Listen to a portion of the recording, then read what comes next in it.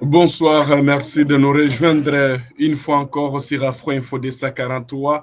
Nous présentons toutes nos excuses pour les retards, mais merci à tous nos téléspectateurs qui sont connectés à pareil instant dans les 26 provinces de la République démocratique du Congo. Vous êtes nombreux à nous suivre depuis Sankour, Lodja, également depuis Kasai, Chikapa, Lubumbashi, Kasumbalesa, Bandundouville, dans les 24 communes de la ville-province de Kinshasa.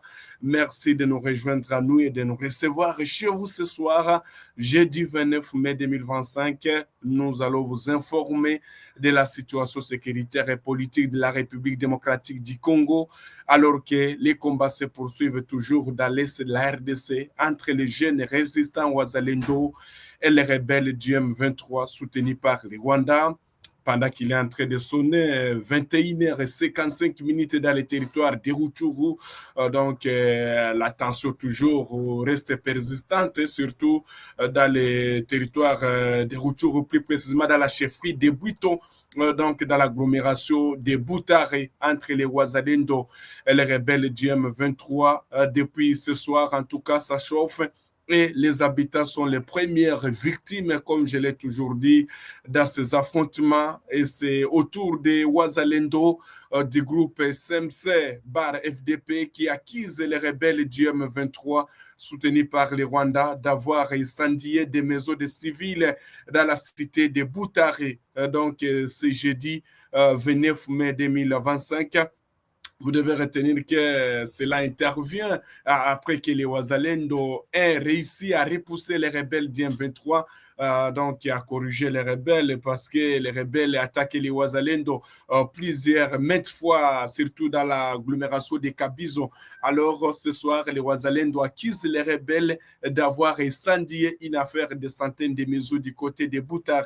En tout cas, l'alerte émane de son porte-parole, maître héritier Gachegou, qui indique que les rebelles accusent cette population de collaborer avec les Ouazalendo. Donc, c'est après de intenses combats contre les rebelles du M23 qui, voulait dire, c'est après de intenses combats que donc, les rebelles ont réussi à incendier encore les maisons des paisibles citoyens du côté de la cité de Butare.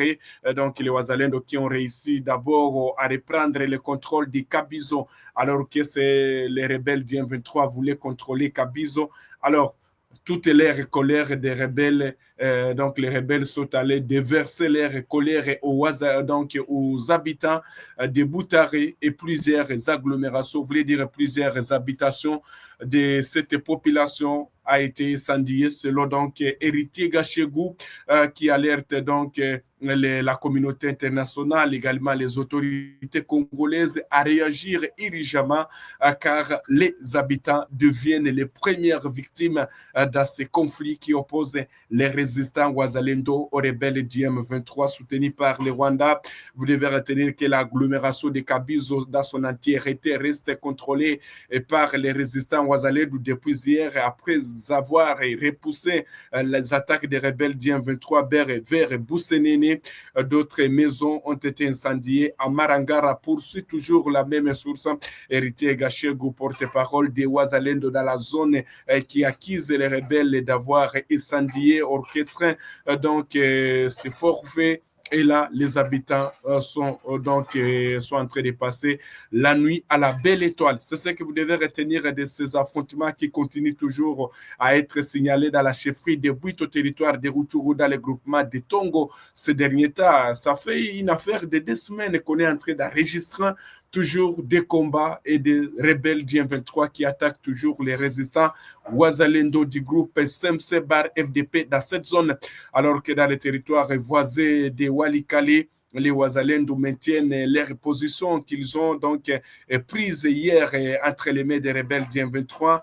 La position des Roussiers reste toujours entre les mains des Ouazalendo.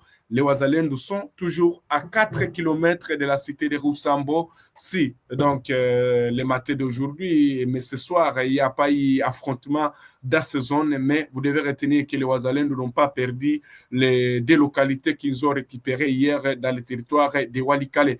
C'est ce que vous devez retenir, hein, chers téléspectateurs d'Afro Info, DSA 43.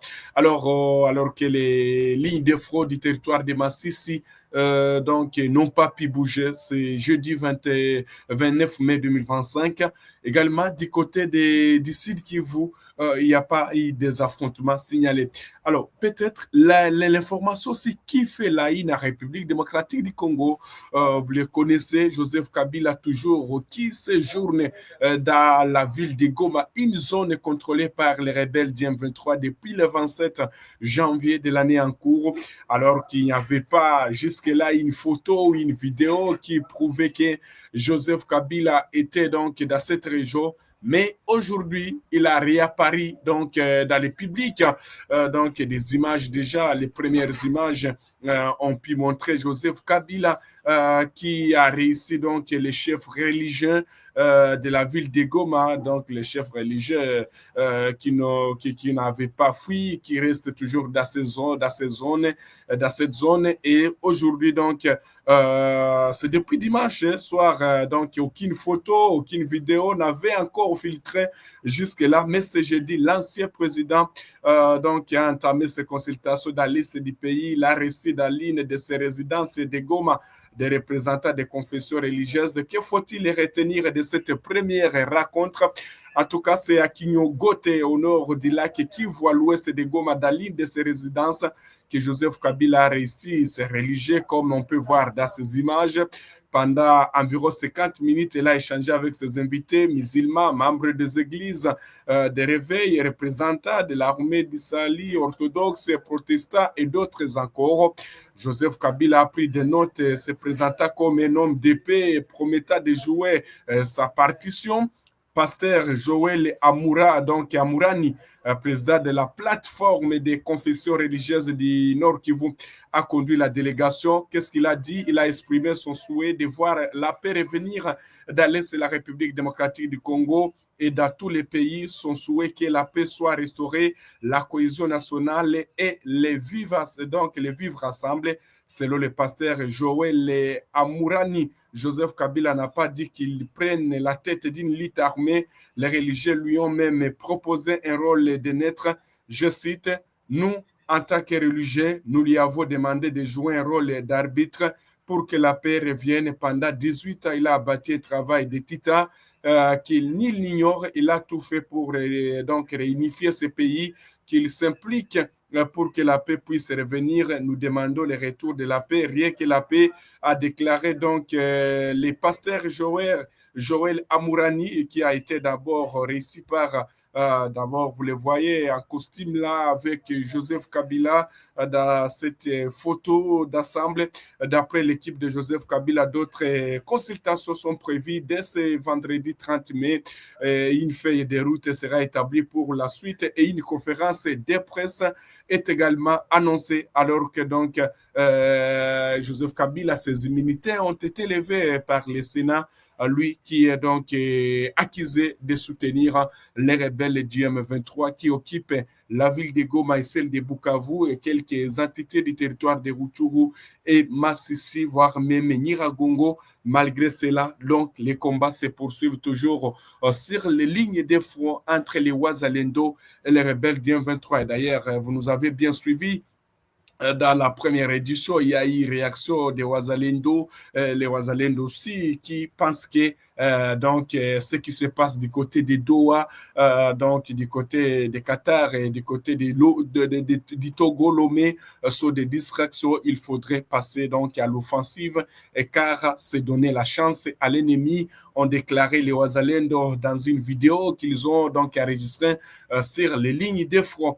C'est ce que vous devez retenir, chers téléspectateurs, de ce qui s'est passé dans la ville de Goma concernant cette présence de l'ex-président Joseph Kabila qui séjourne dans cette ville alors que plusieurs politiciens donc l'ont critiqué, surtout la dernière réaction de Denis Mukwege qui pense que Joseph Kabila ne devrait pas donc retourner dans une zone occupée par les rebelles également.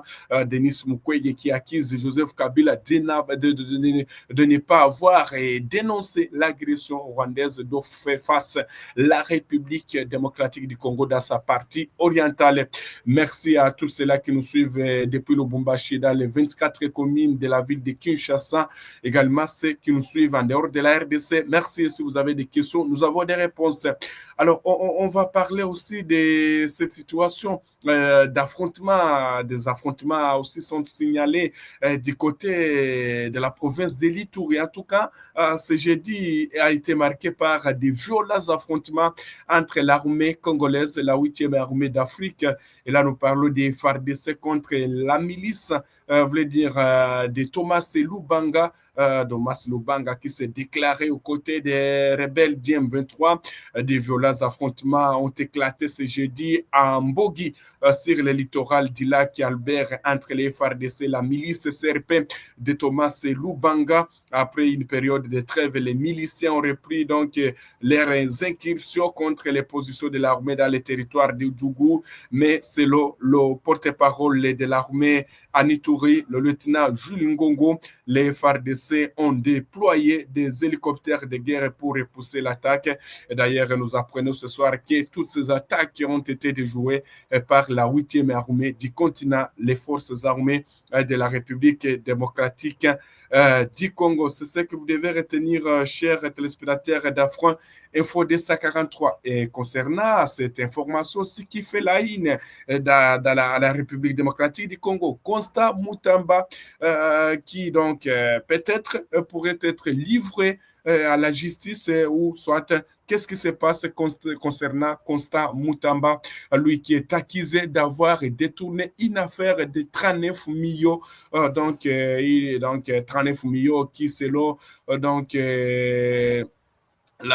l'Assemblée ou ceux-là qui complotent ou qui sont contre Constant Mutamba, donc cet argent pourrait construire la prison ou des prisons du côté de Kisangani. Alors Constant Mutamba, il y a déjà, c'est officiel parce que il y a l'Assemblée nationale qui venait à peine de se prononcer sur les cas de Constant Mutamba. En tout cas, les députés déclarent recevables les rapports de la commission spéciale ordonnant l'ouverture de l'instruction judiciaire contre Constant Mutamba. L'essor du ministre d'État, ministre de la Justice et garde des Sceaux, Constant Mutamba est entré dans les mains de la plénière de l'Assemblée nationale. Effectivement, ici, c'est sans émotion que pas seulement le président.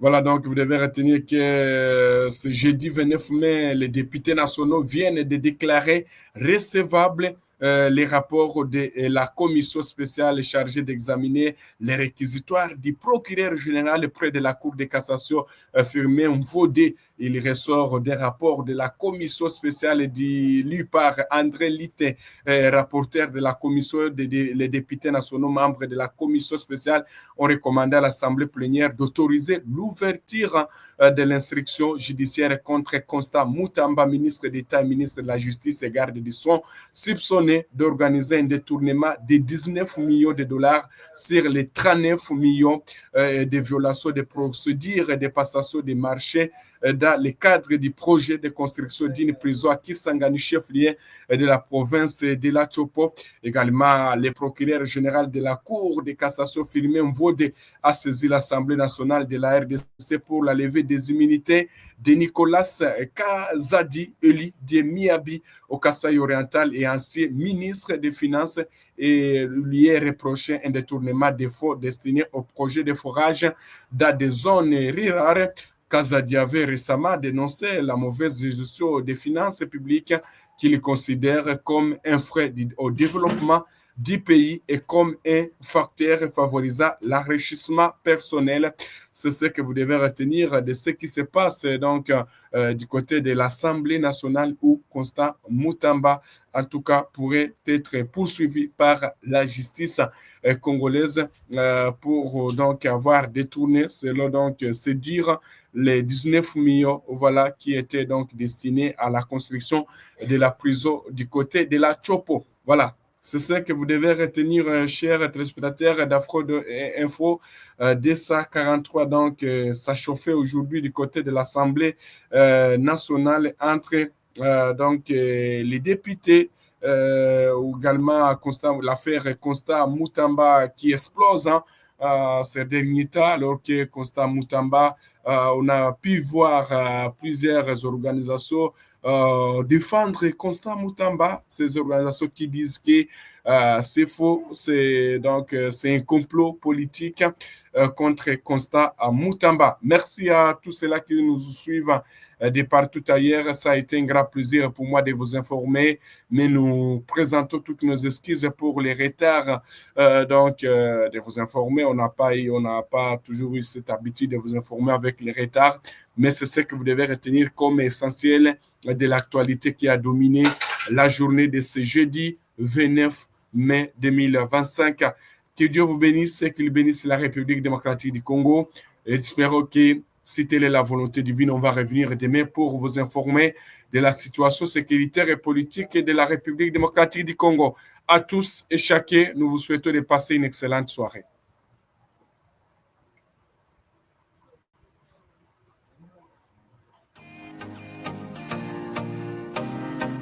Bienvenue parmi les membres d'Afro Info 243, où votre soutien non seulement apprécié, mais crucial pour notre émission. Votre contribution nous permet d'améliorer la qualité de nos services, vous assurant ainsi une expérience optimale. Nous sommes également très intéressés par vos préférences. Parmi les emojis proposés, n'hésitez pas à nous indiquer celui qui vous parle le plus. Ils ont été classés du moins préféré au plus favori. En fonction des avantages liés à vos adhésions, l'emoji de votre choix sera affiché à côté de votre nom dans la série des commentaires pendant la vidéo en direct.